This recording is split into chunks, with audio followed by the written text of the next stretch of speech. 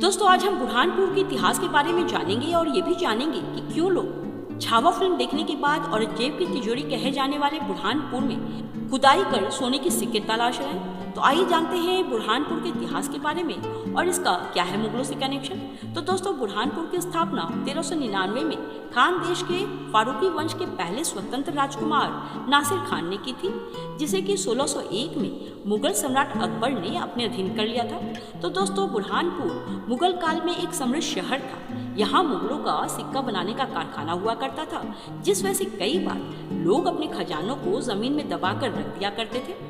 दोस्तों बुरहानपुर में कभी औरंगजेब का किला हुआ करता था और युद्ध में लूटा हुआ धन अक्सर जमीन में दबाकर रख दिया जाता था। लेकिन हाल के दिनों में फिल्म छावा के बाद अब उस शहर में रात के अंधेरे में सोने के सिक्के ढूंढने की होड़ सी मची हुई है। दोस्तों सिर पर टॉर्च वाली टोपी पहने, हाथ में कुदाल, जमीन में खुदाई करने वालों की होड़ और सोने के सिक्के तलाशने की होड़ लगी हुई है। ऐसा क्यों? तो दोस्तों दरअसल हाल के दिनों में हाईवे निर्माण का काम चल रहा था और कुछ दिनों पहले यहाँ पर खेत में काम कर रहे मजदूरों ने दावा किया था कि उन्हें मिट्टी में से सोने के सिक्के मिले हैं। फिर क्या था, यह अफवाह फैल गई और लोग रात होते ही सोने के सिक्के की तलाश में निकलने लगे। दरअसल दोस्तों ये बात सच है कि एक जमाने में मध्य प्रदेश का बुरहानपुर मुगल सैनिकों की छावनी हुआ करती थी और जब सैनिक युद्ध से लौटते तो लूटा हुआ धन वहीं जमीन में गाड़ दिया करते थे।